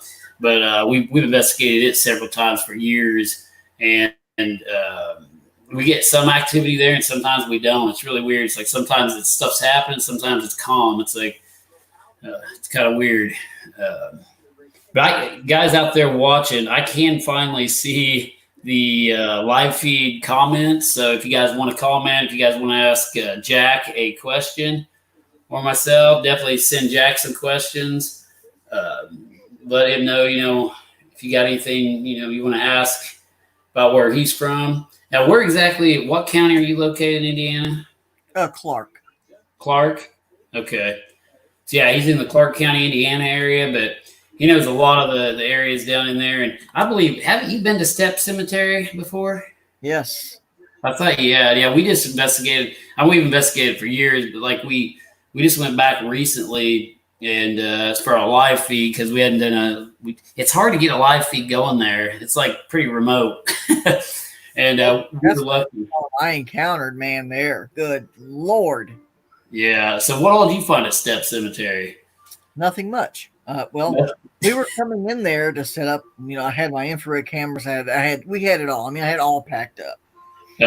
We go in there and start setting up, and the freaks come out. There's all these kids coming through there, and these people. I'm a psychic. I can feel there's one standing next to you. And her friends there freaking out with her. And I'm like, there's one next to her too. And their friend freaks out and they run to the car. I said, I hope there ain't no more. But they just like they owned the property and had equipment and just didn't care whether we were setting up or not. And we're sitting there. I just took pictures. I did some EVP. Well, you can't do no EVP when everybody's talking and screaming and doing this and scaring their friend, and they're trying to do EVP, and I just want to, tell you all to shut, be quiet. It was just like the Night of the Living Dead. That's where this place rolled in on us, and I'm like, let's get the heck out of here. Stories about that place. The place has a lot of legends and lore about it. For sure. I'd love to go in there and be there by myself with my crew and take my equipment and stay there for hours and then go, but we were unable to do that. Right. Yeah. We had kind of the same deal there. Last time we pulled up there to investigate, we had a lot of people showing up, and it was during the quarantine still, it was like, a couple weeks in the quarantine, we had a family from Texas there. We showed up. They were real nice people. And I think they still follow our page and stuff. Real cool people. And we met them, and they're real respectful too. They were like respectful of what we were doing. Said, "Hey, we can leave," and I actually told them to stay. Because they were so cool. And but after they left, we still didn't get a lot of activity. And then another group of kids came in, and but they were telling us about the cabin, which we have never investigated yet. But I'm going to try to get back to that cabin you can spend the night in. Is it called Draper Cabin, maybe? Yes, I've heard about it. Yeah. Yeah, but I believe we're going to try to spend the night in the cabin sometime also, because there was reports of paranormal activity associated with it also there in the park. So that'll be cool. Heck yeah. I got some questions for you here. Oh, good. Wonderful. Jennifer, what's that? I said wonderful. Okay. Jennifer Baker says, Jack, what's the scariest paranormal event you've ever had? Scariest. Now, scary. Okay. People say you get scared. I wouldn't say scared is the word. I would say startled. Okay. Waverly Hills. Mm-hmm. That's a good place. Yeah. Oh, yeah. After what had happened to me there, I've never doubted that it's not 100% haunted. I was with Kay in my group, and this is like maybe our third time there. The first time we got stuff, second time we didn't, and we were on our third time there, and it wasn't looking hopeful. So we're set up on the third floor, and then me and Dave-O, there's a guy named Dave, cool guy. So he said, "I'll run this. Go," and we had a safe area where we had our soft drinks and stuff where you could go and chill out a bit. So we had our safe area. I went in my safe area. So I popped me up a Coke, and I'm sitting there, and I had my arms up on part of there's a halfway door where you have half wood right here you can stand on and brace yourself, and you look out. So I'm sitting there drinking a Coke, and I'm looking to go, and then drinking my Coke, and then I see something moving on the roof, or the roof of the room I'm in, and coming towards me, shadow person. Oh, wow. Top of the freaking wall. And as soon as I look and made contact, it stopped. So it kind of came from the roof? It was while he was walking on the ceiling. Really? And as soon as I noticed it and saw it moving, as soon as I noticed it, it stopped. And I screamed. And everybody come down. By that time, it was gone. I laid both eyes on this thing. Now, why it was crawling on the ceiling towards me, was it coming to me? I don't know. Crawling? Ugh. Now that's some dang, I don't know, scary movie stuff right there. I mean, it did.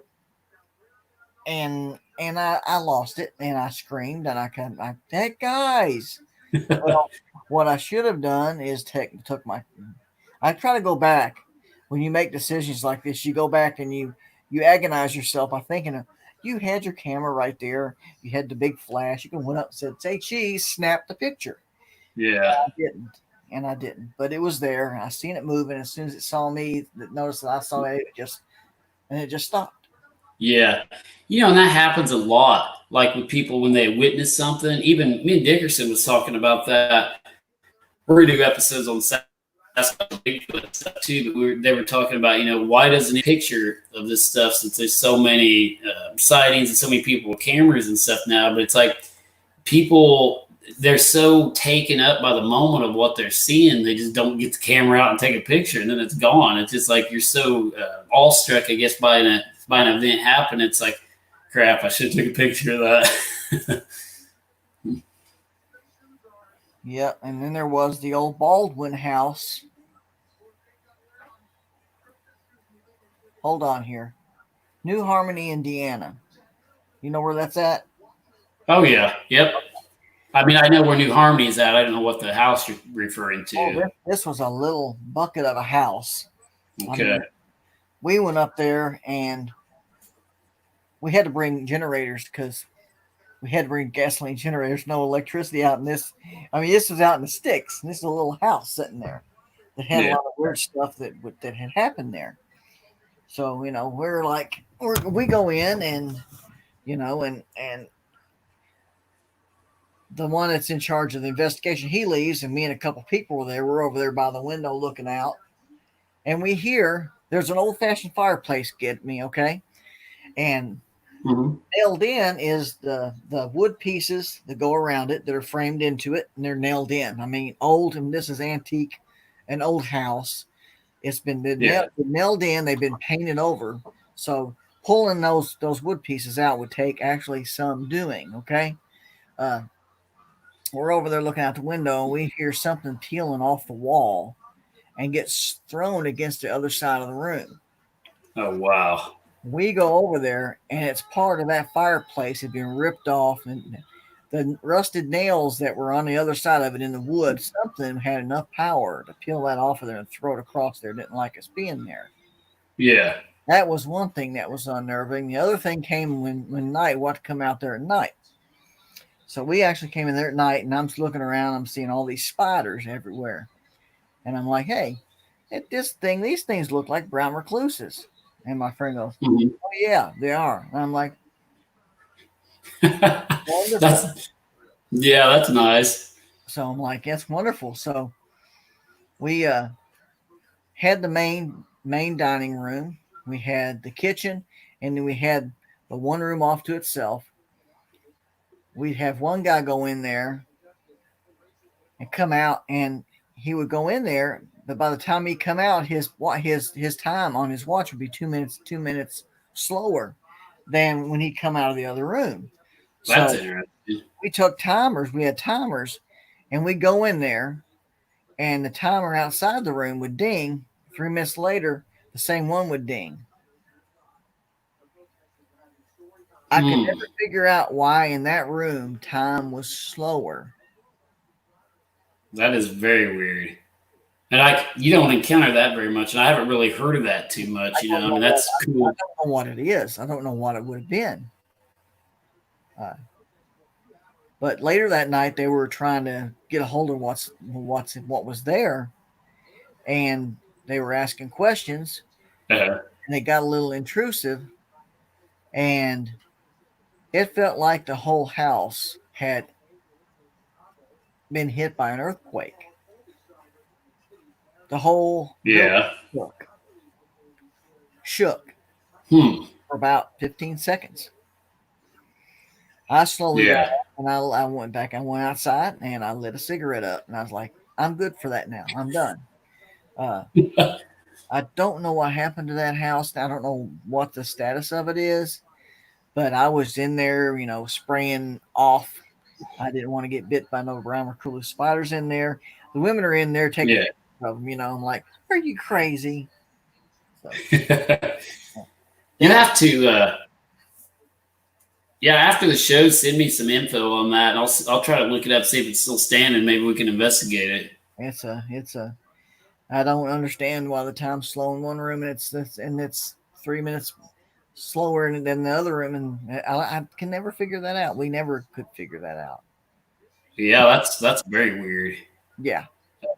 And you don't like I say, you don't hear that very often in haunted locations where you pick up something like that. That could be some type of dimensional, almost like you almost think it's like a dimensional shift into that room, like something's off. Maybe type of portal haunting, or it could be anything. That's real interesting. Yeah, I'd like to check that place out. Like I say, send me some info on that after the show, and I'll see if I can find it. It may not even be there anymore. A lot of these old houses are getting torn down, unfortunately. Yeah, that's. But yeah, you talking about that stuff flying sideways out of a room or off the. Yeah. You heard something flying off the fireplace, or whatever. That's weird, because I had a similar occurrence at what we call the Robinson Spook House there in Robinson, and I was upstairs, and I actually, seen. It actually happened a couple of occasions. It looked like wallpaper and stuff, like it was like pieces of plastic flew sideways across the room, And I still have no idea for what caused that. I mean, it literally it came off and flew sideways across the room. The guy that was with me, he took off running and he got the heck out of there. I mean, he didn't want any part of it. And I can't really debunk it. I don't really know what caused it. I mean, it didn't fall straight down. It fell and then flew sideways like a Frisbee. So I don't know. That's another one of the things that stick out in my mind to this day. It's like, what was that? what caused that?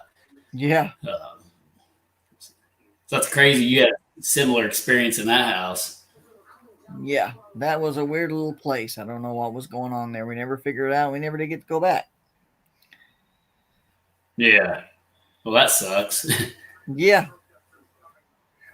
And that's why me too. Doesn't that suck? Like all the places you investigated and the places like you get a lot of activity. It's like maybe your one and only time you get into the location. That's the way with some of the places we've investigated. It's like we may have one shot at this.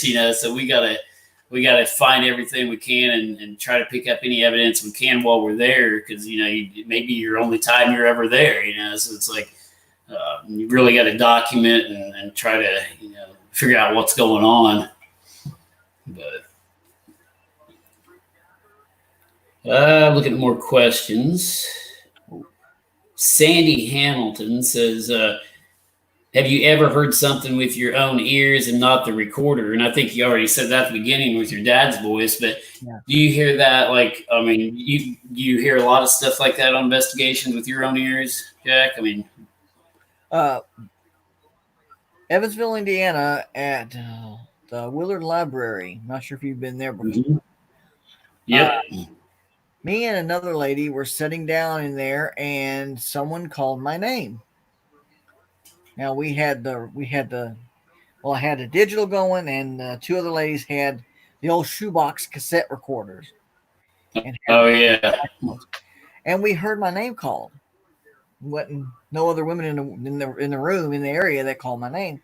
Well, I said, we're rewind them and playing back. We can hear it. Nothing. Didn't pick it up. Crazy.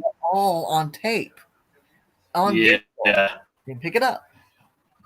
But me and three other people heard it. Call my name. Well, doesn't that make you scared? I said, no, that's just they know my name. They're greeting me. Hey, Jack. Can't look at it as a bad thing. Oh, it knows my name. No, it's okay. If you get in these places and stop referring to them as it and start referring to them because this could be human spirits, if you start treating them like they're real people, which they were at one time, and they get to know you, right?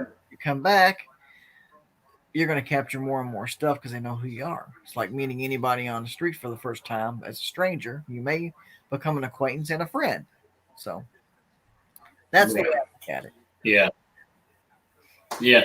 That's a very good point. A lot of these people, like, they still go into these investigations. Like, I just can't stand some of these TV shows. I know I talk about it about every show, but everything's a demon, everything's demonic. It's like you got to start looking at these things like they're humans, like you're saying, like they were people, your loved ones and stuff, and respect them and talk to them, and that's how you get responses. You don't go in there like, oh my God, that's a demon, and which it's not anyway, because that's all fake. But yeah, I'm a Christian, and the thing I look at it is, while people don't understand, they're going to initially label it to be something bad. Mm-hmm. Like, well, I'm in here in my bed, and one of our investigations, we had that going on, where this lady was having stuff happening to her. She felt being watched while she was sleeping. Yeah. Come to find out, she had one of them electric heaters next to her bed. That we took 2 millimeters in there and natural. That thing buried the needles. There was the EMF coming off those things. And I said, listen, set this over here and wait a week and let me know. And after she changed where it was at, it was right next to her head. After she changed the position of it, put it further away, all of a sudden, the ghost disappeared. Oh, yeah. Yep. EMF-induced hallucinations. Go in and thinking every creak oh, there's a something running around upstairs and it's a ghost. Well, it could be a raccoon got in your house too. So, you can't go assuming everything unless you have everything you're trying to look for in order. You have to use your own sense. You have Right. to use science and what else is going on here. You gotta go through and look through all the small stuff of what if until you get to, well, maybe this could be paranormal. Yep. Yeah, exactly. Like you say, we've had 3 or 4 cases like that where we actually removed an EMF source and the activity quit. One of the houses we investigated, this girl was experiencing horrible nightmares, seeing things at the end of her bed. I went and ran the EMF meter over her bed, and it was an extremely high electromagnetic field in the area she was putting her head. Same thing you're talking about, and I went to the other side of the wall, and her refrigerator was right up against the wall where her bed was at, where her head was, meeting up against the other side. And, that was causing a huge field to be thrown through the wall, basically into her head. And she was picking up, just large amounts of EMF at night. It was causing her to hallucinate, have nightmares. And I told her to move the bed to a different wall. And, she moved it. And about a week later, too, it quit and she stopped, experiencing a lot of activity. And we've had several cases like that where we've removed EMF sources and, the people quit experiencing what they believe to be paranormal activity. You wouldn't believe, a little space heater, how much those things will kick out, man, until you start, looking. Yeah. And your refrigerators, it's usually coming off the backside. So, if they got the bed up against the wall on the other side, there's, it's like a microwave oven. So it's hard. It's hard if you're in the scientific aspect where you're going into a house, and you have each house is different. Each house has its own electric pulse. They're all different. You have to find out where they're at when you go in to look for something paranormal. You're trying to look for a needle in a haystack, and it's a lot of work for a team to go in there and do. Now, if you don't know this, you're going to run in there with your meters and it's going to be haunted all over the place. Right. Yeah. You kind of got to know what you got to nail down and what you're looking for when you come into a residential and or places that you rent out for a 24-hour investigation. You know, we've done that where we could actually hold training sessions for 2 hours and then take the training session and do the investigation and then have enough time to go back in and to do both things. So Oh yeah, yeah. A site survey of the area, is extremely important too. We even check the outside. We're looking for like high tension power lines. Creeks near it. We look for limestone. We look for anything natural too that can cause any type of disruption in the electromagnetic fields. Or it's crazy. we I mean, still use a weather kit. Oh yeah, Yeah, and we still use one of them. oh yeah. We still have somebody actually, logging outside events, cars going by and stuff in case, somebody investigator upstairs logs a light anomaly in a room at 2:30 in the morning, while outside the guy logs a car going by at 2:30 in the morning. You're done. It was the car lights, so nothing paranormal there. Done. Sure. That's out of the way. That's something you ain't got to worry about. Yeah. Yeah, I learned a long time ago, even with our EVP investigations, to especially we go out and we do a lot of remote cemeteries because just the area we're in. The cemeteries are out in the middle of nowhere, and I learned a long time ago to drive a couple. If we can look on Google Maps and drive the roads surrounding the cemetery, like a big square out around there, and just look, see if anybody's out there, just parked or partying or camping. Because there's been several occasions, where we've been in a cemetery, we've been doing an EVP session. We'll hear somebody talk. We'll hear music start playing in the background, just to find out later, that a side road over, a quarter of a mile from the cemetery, somebody was parked and they finally start the car up and we seen, debunked it and figured out, that was the source of our paranormal activity. But so I started driving, doing little laps around where we go all the time, just so we can figure out if anybody's parked somewhere close. Oh, and we got to where we started going to cemeteries. We call the police ahead of time. Oh, we do, yeah. Yeah, we're going to be here, and so that way when you get there, and some old woman's looking out her house, and she sees a little flashlight in the cemetery. I'm calling the police. Well, we've already done that. We ain't got to worry about it. We've had police roll up in one cemetery one time, 4 cars coming in, And my whole team's freaking out. Well, you're the leader. You're supposed to take control. I said, calm down. Calm down. Stand here. Let them come up. I'll talk to them. Calm down. And they're calm down. They come out there. Well, we didn't know what you all were doing. Well, we're paranormal investigators. What's that? We're ghost hunters. What? You want, then they were like, can I see your credit, your credit credentials? I'm like, yeah, these are our cards. And we had a couple of them old night sight goggles. They were hanging out there with us. I said, man, we might want to look through this, man, because you can see in the night. He says, I might see something I really don't want to see. So they figured out what we were doing. We were being respectful. We went down to tear up no graves or didn't do no desecration, and they left. But every place we would hit, every cemetery we'd go into, we knew which police station to call to tell them no, we're going to be there at this time, and calls it's us. They got to know us. All those police stations got to know us. Sure. Yeah, that's the way with us too. We try to notify law enforcement whenever we can, especially out of county. I mean, they pretty much know in county what I'm doing. Somebody pulls up on me, they pretty much know me. But if we're going out of county, where a lot of people may not know me, we do notify law enforcement too. And I've got a lot of contacts in different counties too that, we've met, just by them pulling up, it's like, what are you doing? They tell them, it's like, oh, cool. And then they start telling us places, and then we end up calling that officer, say, hey, we're coming back tonight. So you meet a lot of law enforcement contacts doing this, especially recently. Yeah, and you meet those people too. They may tell you, well, have you heard of this place down 3 miles down the road? And you're like, stuff you can go and do. You meet. That's how we did it back in the day. That's how we got our leads and to do stuff like that. Oh yeah, yeah. Law enforcement actually told us about Willow's Weep originally. We had never heard of it. And they go, hey, there's this cool house. We were at Hell's Gate in Brazil, Indiana, and we ran into some law enforcement officers, which now I contact him, every time we're in the area and tell him we're coming. But yeah, he goes, you guys love to check out Willow's Weep. And, we looked it up. And we ended up investigating it, which, it was a big, long story that we're going to talk about on one of these talk shows. But, but yeah, I mean, we run into a lot of law enforcement. And but I noticed it's more nowadays than back in the day. Like, back in the day, when I first started, we never ran into police. It's like more recent within the past, probably, I'd say even 2-3 years, we've been running into more law enforcement than what we ever have. And which I guess that's a good thing. They're out patrolling, making sure kids aren't tearing stuff up and everything. So. Oh yeah, we get along, try to get along with everybody and educate other people. When you hear of people, this group is, has trespassed and went in this house to investigate ghosts and burn it down. That doesn't just stain you, that stains the whole paranormal community.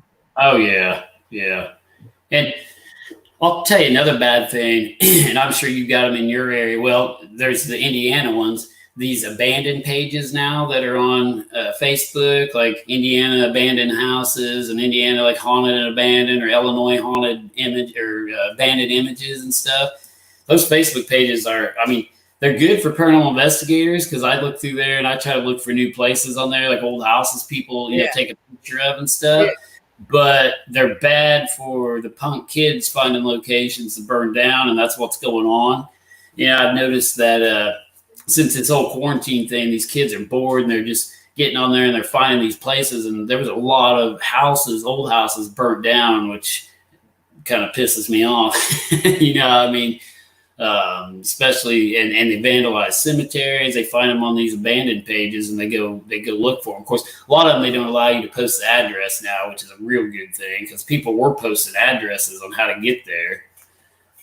Well, it's good to go out at night and go to these cemeteries, but you got to watch yourself. Let me give you a couple examples, okay? One, me and Bobby, good friend of mine, country boy, had a Ford F-150. Yeah. He knew this cemetery way out here. It used to be a town that was there, and everybody abandoned it. It was up here, I'm trying to think, near Seymour, Indiana. Mm-hmm.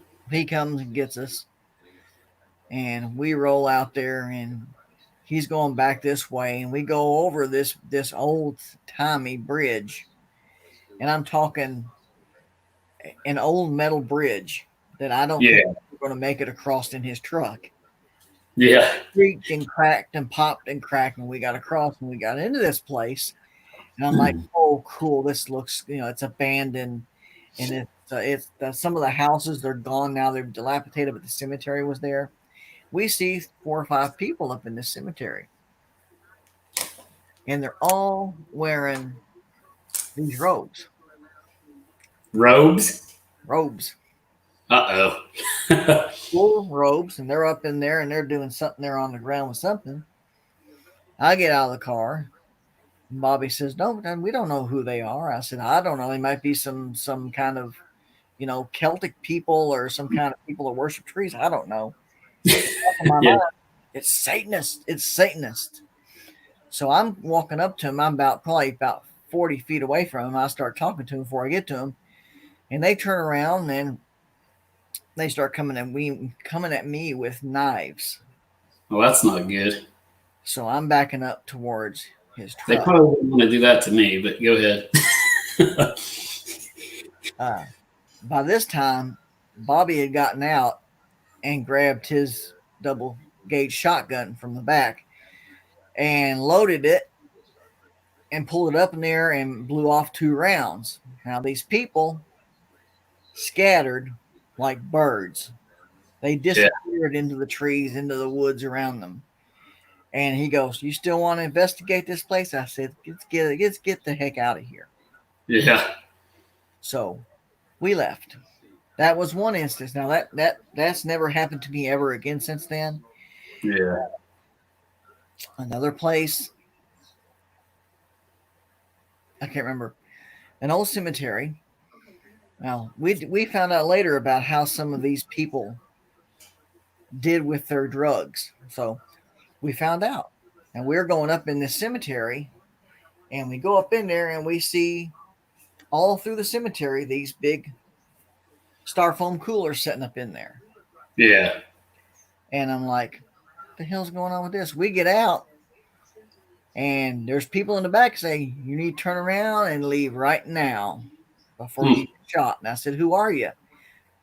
Person shot at me. It was probably about 3 foot away. The bullet hit the road I was on, and we got in and turned around. So we come back up.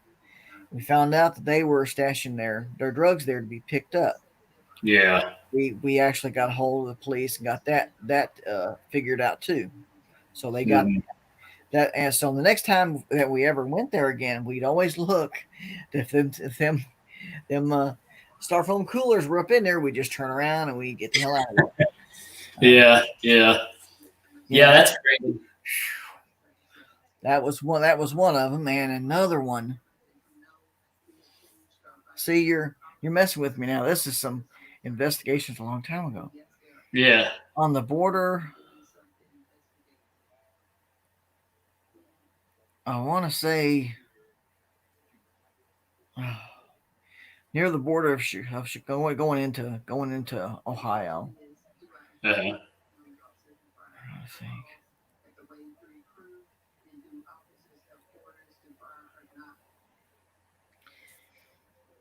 but this was an ancient cemetery. It had been abandoned, but Uh-huh. there had been a guy there that actually would mow the grass there, and we drive back in there. This is a pretty large cemetery. It's got graves back I think to the 1700s and on up. Right. We drive in there. We see 5 or 6 people in there, and there's 2 of these big, huge backhoes. You know what a backhoe is? Oh yeah. Yeah. These people were taking that backhoe in the ground and pulling up coffins out of the ground and taking jewelry off. What? Yes, Oh my God. they had them stacked up where they went through them. Yeah. Uh, I'm sitting there and I caught a whiff of that dead people. Yeah. They didn't act like they seen us. We pulled out and I went to the police station there and told Uh-huh. what the hell was going on.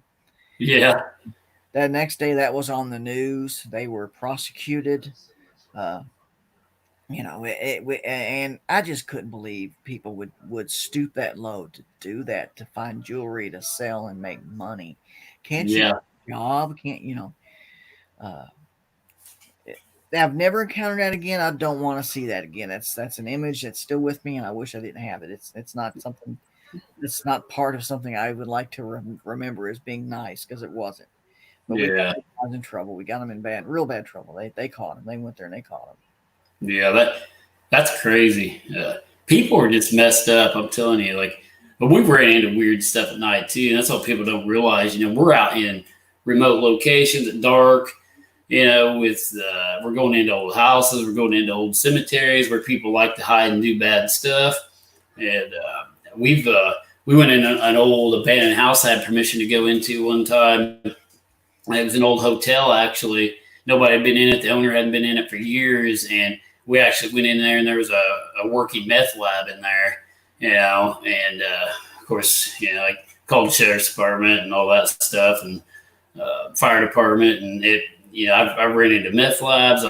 I've seen places where people have drying racks for marijuana. And like some of these older houses, they'll have racks across the back rooms and stuff where they're drying weed. I mean, it's just, I've run into so much stuff. I mean, when I'm out at night, people encounters. I mean, and then people wonder why we carry guns, but it's like, Huge. Oh God.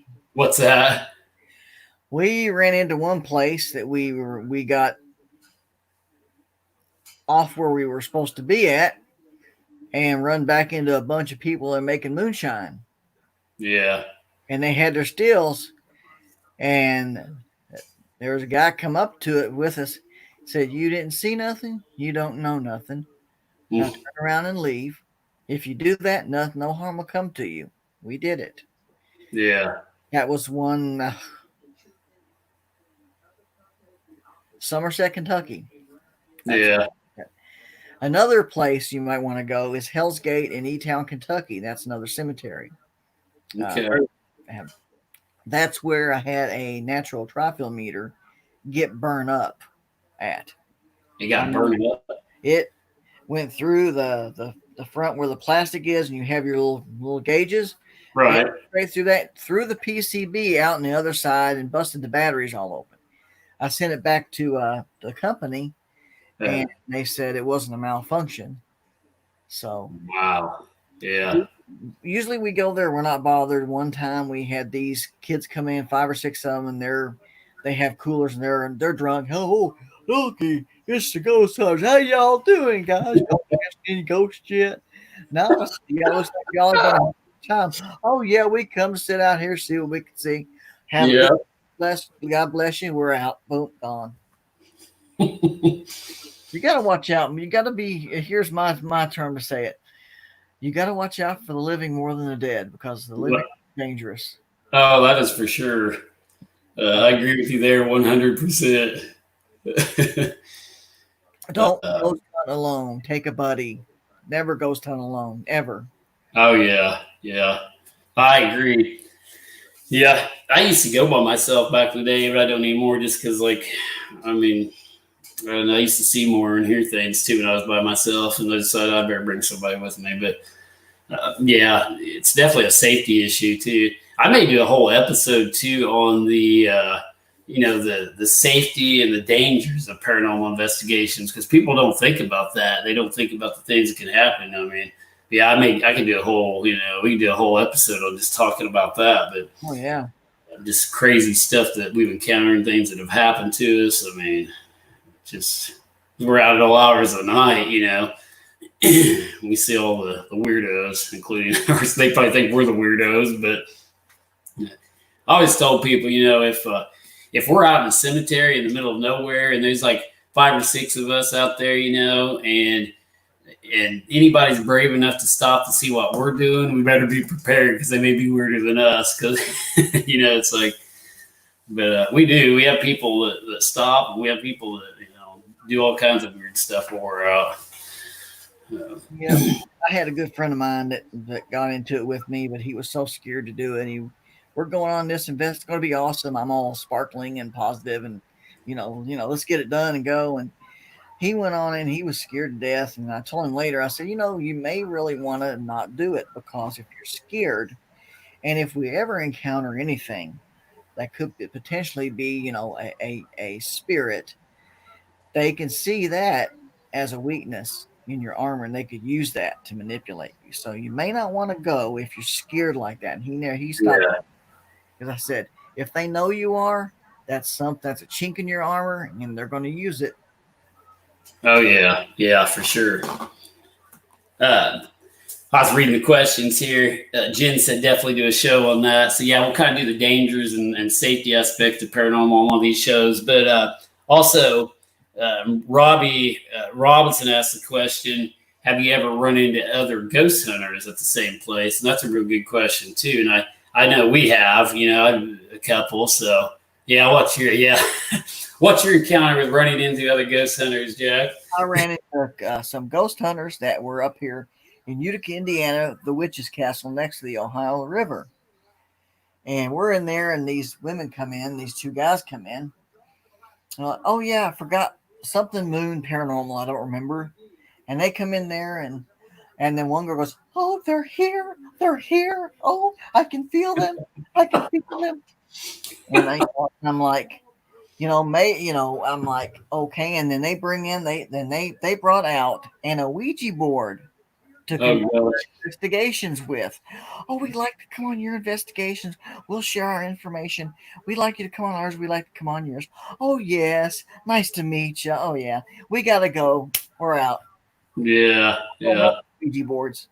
Yeah. Yeah, when a team brings in Ouija boards, there's some issues. But I actually found a Ouija board in a cemetery on one of our haunted tours. We were doing a haunted tour, and wow. I pulled up there, and I don't know if somebody knew one of our locations and just staged it or what, but there was a Ouija board setting up on the steps, and I took it and put it in my collection. So. I have met some, hold on here. Some good ghost hunters? Indiana ghost chasers. Yeah. I don't know if they're still around. They might be. I don't know. They were around when I was out there. And those guys those people from that group, great people. Yeah. Yeah, then you got ghost trackers too. Ghost trackers, that might have been them. Yeah. Yeah, I remember them back in the day. Yeah, I've ran into several people too. Several investigators, other people investigating out. And it's usually the more popular places, like you find on Shadowlands, the ones that are really popular, like they're internet popular, I call them the haunted locations, like Bachelor's Grove or Step Cemetery, like we were talking about, or places that's all over, everywhere online, all your haunted locations list. But yeah, I've ran into some other ghost hunters, just like you said. A lot of them are goofy, and then some of them are legit and pretty interesting. But it's usually the ones that are, think they're ghost hunters. They're just out there trying to get a thrill. But got another question real quick. Have you ever been to a cemetery the same day as someone was buried? Cleora wants to know. Yes, I have. You want to know something else? Huh? I have fell in an open grave one time. I have too. It's fun because I'm sitting and I'm up, and I'm laying there looking up, and I see the stars. And Bob was there. He goes, "You okay?" I said, "Yeah." He said, "What's it feel like down there?" I said, "Give me your hand and get me out of here." Yeah. You smell that cold, dank earth. I took out of there, and everybody was laughing about it. And I said, since y'all laughing about it, how about y'all have a go and see how fun it is? I think we must have, ghost hunters must have similar experiences, because I had the same thing happen. There was a fresh burial. I was walking out there with no light in a cemetery, and I actually fell into an open grave too. And same thing, man. I was like, get me out of here. And it hurt. I fell flat into that thing. And I can tell you what cemetery it was, but I don't want to say right now on the air. But it was pretty interesting. But yeah, I've also been to cemeteries right after there's been fresh burials, and I think sometimes you get activity, sometimes you don't. It just depends on the circumstance of how the person died, if they're at peace, if they have anything to say to anyone. if it's a tragic accident or something like that, you seem to get more activity, versus something where they just died naturally or peacefully. But yeah, a lot of similar experiences. Yep.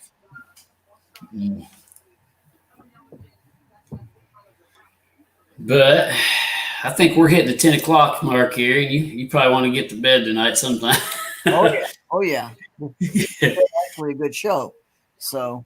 Yeah. It's been good. I've enjoyed talking to you and everything. I appreciate you coming on tonight, Jack. And maybe we can have you again here in the near future. But kind of last minute thing, I had you on here, and like I said, I appreciate you coming on tonight and talking with us. I know the fans are liking it, asking questions here. So, but yeah, definitely, I'll get with you sometime here and send me some of that info and then those places. I'll see if I can find them and maybe investigate some of the houses you were talking about.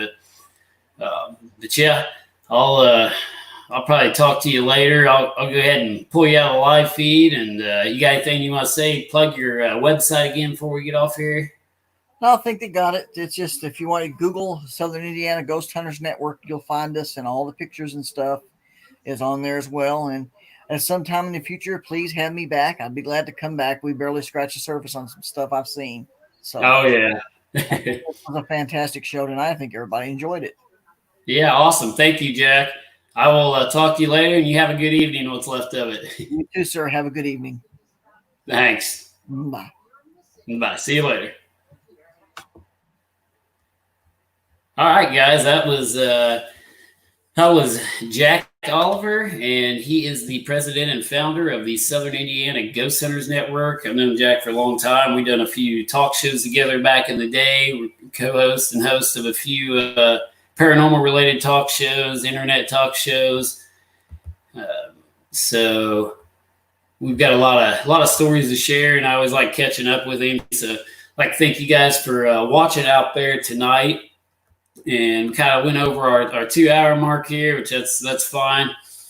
We get to talking and telling stories. I can talk to some of these other investigators for a long time because I like hearing their experiences and what other people have seen and heard, and that they go out and research paranormal phenomena, paranormal activity. It's cool to hear these guys' stories and hear similar stories to what I've experienced, so it kind of validates some of the things you see and some of the things you hear. It's not just you. It's not just your group seeing and hearing these things. It's investigators all over the world, having similar experiences with ghosts and spirits.